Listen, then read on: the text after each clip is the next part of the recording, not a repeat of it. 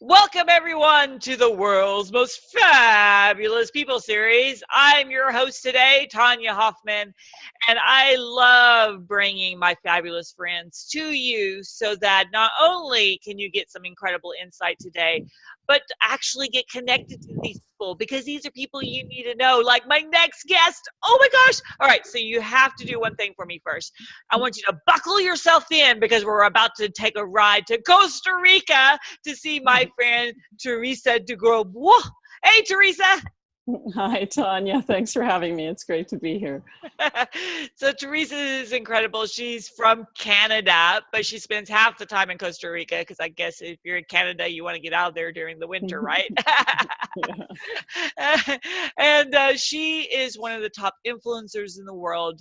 She is so genuine and, one of those kind of people that gives so much incredible insight. So I'm excited for her to be here today. So Teresa, tell us about how does it feel to be this fabulous? Tell us about your fabulousness. Wow. Well, thank you for that introduction.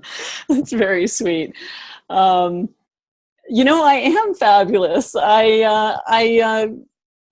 I really believe that you can design your life however you want it, which includes, we're actually building an intentional community down here in Costa Rica, which I'm having a blast with, a community of conscious individuals that all believe the same thing I do, which is that life is way more fun and way more juicy when you step into who do you want to be in the world and which shift do you want to create in the world. And, I really do believe that all change starts with everyday grassroots movements. And I think when people wake up to that realization, that's where life gets a whole lot more fun and fabulous. I love it. I love it because I know you help people with publishing their books and kind of getting that message out there, and you have events. You do a lot for people. Oh, thank you. Well, what I love helping get people related to is the whole game of influence. And I love calling it a game because it actually is really fun. And, the double-edged sword of influence is that most good people, everyday heroes, have a lot of inner dialogue, negative self-talk that stops them from stepping into their own dreams or being the contribution that they really want to be in the world. Because when you really think about it, your dreams are scarier to you than they are to anyone else on the planet, right? Because they're your dreams. That's so freaking big, And yet there's nobody out there better hardwired to step into your own dreams than you, especially your dreams of really being a contribution to society, to your community, because nobody else is going to be more passionate about it than you are. Yeah, I love that. Now, I know even for myself, we haven't always been this fabulous. Have you had that moment you're like, really, you think I'm fabulous? Yeah, it's true. That's the human condition, right? Most of us have trouble believing other people think we're awesome or whatever. And because the reality is, anything that's worth doing is messy. It is. Life is just freaking messy, right? You know this, running the Public Speakers Association. What you guys don't know is Tonya and I often commiserate on the phone about like, oh my God, look at this mess. How are we going to fix it, right? Because running the Evolutionary Business Council is very similar. Like when you're called to lead, leadership is the state of creating a vision and enrolling others to come follow your vision. And so there's no roadmap. There's general principles of leadership, but as the leader, you're inventing it, right? And that's messy. And, so some of becoming fabulous and awesome at leading really involves being comfortable with getting messy and give yourself permission to succeed sloppily, because really all success starts sloppily. Right. I know it's hard to imagine, leading people into your own vision until you're really clear. Sometimes it's like, I'm not really sure about my own vision, Yeah. It's a challenge. And what I would love for you to do is share something really fabulous, a great tip or tips that you think, if they just got this basic concept, I think they would be good to go. Well, I think the core concept of influence is that you can't make yourself famous or influential. You can only give influence to other people and they can give it back to you, right? And that's such a core principle, because it's a lot like breathing, right? Like there was a time in your life when you thought breathing was hard, right? You came out of the womb, somebody whacked you on the back, it was crazy uncomfortable, your lungs hurt, and then you took that first deep breath. And then by and large, within a moment, you never thought about breathing again. It simply became the way you operated until those really stressful moments when your best friend had to elbow you in the ribs and say, sweetie, you're not breathing, breathe. Or maybe your yoga or Qigong instructor is saying, deep breath, because you're a little stressed and you're holding a lot of tension, right? But influence is a lot like that. It's like the air we breathe. It's all around us. The interesting thing about influence is the more you spend your influence and gift it to other people, the more influential you become. It comes right back to you, often tenfold, right? I shout from the rooftops how great I think the PSA is, because A, it's true. B, I know you're my biggest fan.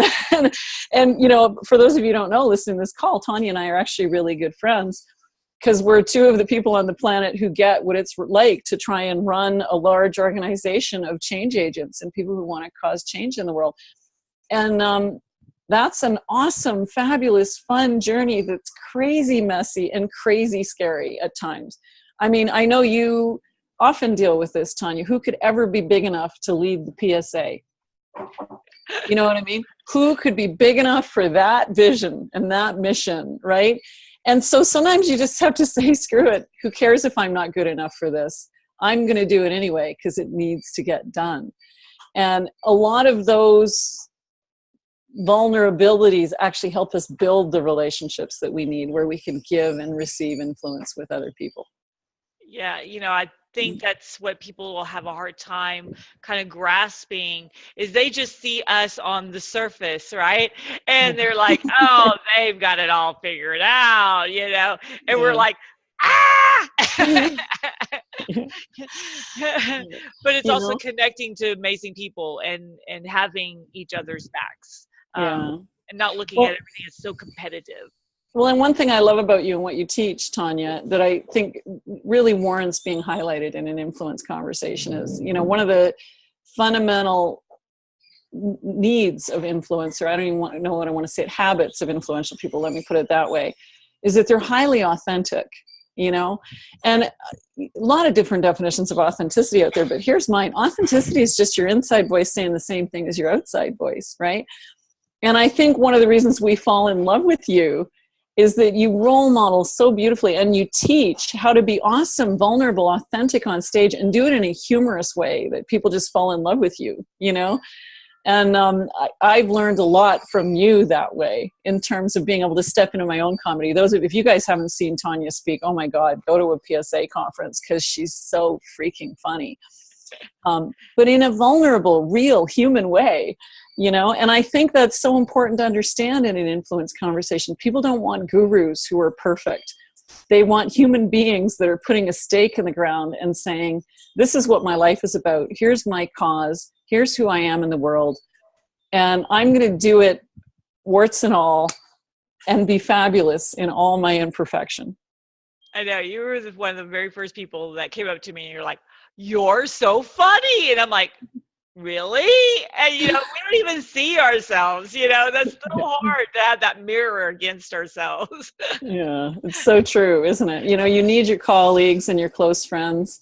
One of the reasons I created the Evolutionary Business Council, and I'm sure you had a similar journey with creating the Public Speakers Association, is that I wanted there to be a safe space for people who are out teaching conscious transformational principles to come and be vulnerable with each other and learn, and be each other's mirrors, because sometimes you don't see yourself. You only see all the negative self-talk, or hear all the negative self-talk of what I'm not doing right, but you don't see all those places that you're awesome, and we need each other as fellow influencers, as fellow change agents on this planet. We need to be in community and help each other. That's why, I think organizations like the PSA are so important. They'll drag my membership out of my cold fingers at the end of my life, because it's like, there's no way I would not want to be part of communities like that. Yeah, and the other day I sent a gentleman over to you, Paul, and Oh no, he isn't was Paul like, thing amazing? Yeah. yeah, it was like he seemed very confused why I would connect him to another organization, and I'm like, it's what we do, because you shouldn't Mm, just be a part of one community. I mean, this mm, concept that there's only one and that's it. I was like, it's always about more connections and getting really to know real people that yeah. have those same type of thought processes for community. And that's what I love about the Evolutionary Business Council. I love Thank you. Yeah, and that's the fundamental principle of influence, right? You want to become an authority in your field, you need lots of deep relationship with other like-minded individual people. And where else are you going to find those people but like at organizations like the PSA? Because being a change agent isn't easy. But whoever said life was supposed to be easy, right? It's that's where life gets fun. I mean, you can sit on the couch all day and do nothing and never take a risk, and sure, that'll be safe and maybe you'll never get hurt, but you won't step into that place where life is really joyful and awesome and on fire, and that requires you to go out there and take risks. And where better to start than in your communities where you meet other like-minded people who are taking those same risks to create positive shift in the world. Exactly. Mm. So, have you had a moment that you've gone through that was embarrassing or a big struggle that you learned like a major lesson? Because I know I have. You mean like this week, or Yeah, like today, I don't I know. have them all the frickin' time, right? Because the reality is, if you're someone who's committed to creating change, you got to try things on, right? And I think one of the most important moments for any speaker is recognizing when you're uncomfortable. I like to say discomfort is the doorway to breakthrough, right? Because there's moments at every event, especially when you're on stage, and something will happen in your room, and your inner dialogue will be something like, I'll tell you my inner dialogue. It's like, oh, fuck, pardon my swearing, but I literally say that in my head. And it's like, how do I deal with this now? Somebody's in their drama or something just happened and someone stood up, and whatever just happened there feels awful and it's incongruent with what I'm trying to create, right? And it's those moments that actually provide the best opportunities, right? Because when you don't step over what's uncomfortable, because trust me, if you're feeling it on stage, half the room or more is feeling it. Everyone in the audience is feeling that there's a major disconnect going on. And if you step over it and ignore that it's going on, there's nothing wrong, but you've missed an opportunity to deeply bond with your audience and really solidify your credibility on stage. But the challenge is, like, what do you do, right? And so often the first and foremost place to go is to go to, inquiry. Like, what's happening here?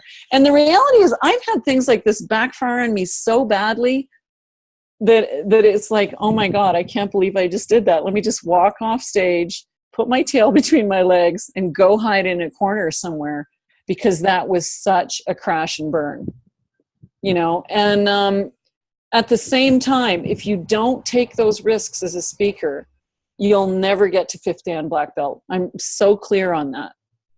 And I remember probably the last time that it was huge for me was I was speaking at the National Speakers Association conference. And that's huge, right? Like in our industry. And, the one thing I love a lot about NSA and CAPS, but one thing that's challenging in that environment is they're high fear environments. They don't create a lot of emotional safety for the attendees. And I'm speaking on stage in a high fear environment. And someone gets up and says something from a standpoint of he's afraid to be a change agent and a thought leader because he's afraid that he might actually get shot. He physically has the fear of getting shot. And I literally said, oh, fuck, in my head, pardon me. But I'm like, what do I do with that? Because I'm at NSA, and what I say to him reflects on NSA. But then I paused for a moment, breathed deep, and I said, you're right. You might get shot for what you stand for. And all the time in the back of my head, I'm going, someone at NSA is going to scold me for this. I know it, right? And but I said it's true, because like look at Gandhi and Martin Luther King Jr. And when you stand for creating change, sometimes people hate you, you know, because change is uncomfortable. And when what you're teaching is to help people shift, you're going to get deep inside people's discomfort zones. And there may be people to take shots at you, get physically abusive. There may be people come after you and sue you. There might be people who get physically violent with you. That's the risk you run as a change agent on this planet. And ultimately, you got to decide, who do you want to be in the world, right? And all the while I'm saying this, I'm realizing this is a risky scenario, that I'm saying this here in this room, because I don't know if what I'm saying is aligned with the policies of the organization whose stage I'm speaking on, right? And I walked off stage after that talk and I was shaking, because I was like, oh my God, did I just take something on? And it was true to what I believe. Now, it was interesting, because what happened was there was one person who came up, admonished me for saying it, and then there was about 60 people that lined up and said, I was so glad you said that. It was exactly what we needed to hear. And a number of them on the executive, by the way. So this wasn't a policy, you know. And I just thought, you know what? Sometimes messy is okay. It's like, because messy helps you define who you are in the world, you know? And the truth is, I had to go, I pulled colleague Marilyn Settle out of the audience. She had to coach me for 20 minutes to get out of my own fear and breakdown over that situation. I was so upset at not knowing whether I'd done the right thing, you know? But in hindsight, I've gotten more emails from people saying, we were so glad that you were honest and true to who you were and just spoke from the heart. Than I have had anyone say, how dare you take such a risk? You know, in fact, I've only had the one person say that was a little risky to say, you know, in an organization like this. So, you know, the reality is, it's until you take those risks. You don't really ever get good at a speaker until you start taking risks and let things bomb and see whether stuff works. Because the difference between first Dan black belt and fifth Dan black belt cannot be learned in a textbook. Yeah. It's learned in action. Well, and I think that's where I started realizing that I am funny and I have this quirkiness and it's okay, you know, because I used to be like, I'm a teacher and I'm going to teach you and I need to be proper. And so I never connected with anybody. And when I went, oh, okay, that's exhausting. Let me just be me. Yeah. And then, you know, it's like that. It's okay. And sometimes you say things because it feels the right time to say it, even though you know it's going to, you know, make someone else unhappy. You take that anyways, because to me, helping that gentleman in the audience was more important probably for you than any other scenario at that moment. You just had to take that risk. And I love that about you. And, you know, it's all like, are you congruent? Like, messiness is okay if it's congruent, right? Like when I first got here in Costa Rica this year, you know, we're actually just starting to build the intentional community we're creating down here. So we've rented a place temporarily. And we've got this awesome parrot in our compound that's really fun. But he likes to scream "Hola" at the top of his lungs, right? And of course, down here, everybody's always got their windows open. And so when I was first down here, I was trying to set up interviews and stuff. And I'm like, there's no way to get a quiet room here. What am I going to do? Because every 20 minutes or so, you can hear this parrot screaming, "Hola," right? And I finally realized, you know, maybe I just need to be authentic. I'm in Costa Rica, and if people can see I'm in Costa Rica and know that it's pretty indoor-outdoor living down here. I mean, people have houses, but at least here in the Central Valley, like, nobody has air conditioning. They just live outside all day, right? Because it's always 80 to 90 degrees, or, you know, never more than about 86 degrees Fahrenheit here. But then if a bird screams out "Hola" in the middle of the interview, it's like, oh, there's the parrot.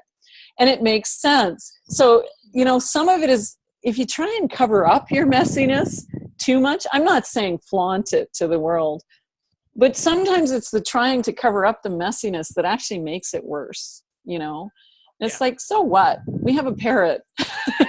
You know? I know. I Big mean, how many deal. times has my cat jumped up on the desk and its Yeah. tail is like this, in front of the video, and I'm like, here's Chai Chai, hey everyone, and everyone's like, oh, it actually is so much better because they see that it's reality. Yeah. We're not in a bubble, and they don't have to live in a bubble either. Yeah. Yeah. Well, do you have something you would like to offer our incredibly fabulous guest listeners today? Well, I would love it if, and I think it'd really serve you actually to check out a copy of my book. And I have a 30-day influence challenge you could do all on the same page if you want. It's just to help you practice the muscle building, of building your influence. So if you go to massinfluencethebook.com, we've got a 30-day influence challenge there that you can do. And we'll send you to all the links where you can get the digital version of my book for free: iTunes, Kobo, Kindle, etc. So I just would love it if you just rolled up your sleeves and dove in, because influence isn't nearly as hard as you think it might be. So make sure you jump on that offer. I've got her book. I love it. Oh my gosh. I have got it all tabbed and, written out and everything. So make sure you jump on that opportunity. Get the real copy instead of the download, but do the download anyways. So take advantage of that like now. So as soon as you get off, go to massinfluence.com. Is that correct? Massinfluencethebook.com. Thebook.com. Yeah. Perfect. Yeah. Well, thank you, Teresa, for being on today. I so appreciate you being on and giving so much incredible value to the listeners. Oh, it was just a joy. Thank you for having me, Tonya. And thank you for the work you're doing in the world. It really is fabulous. Oh, you too. Right back at you. All righty, everybody. So join us next time for another series of the world's most fabulous people, just like my fabulous friend, Miss Teresa de Grosbois. All right, everybody. Thanks, Teresa. Thanks, everybody. Bye.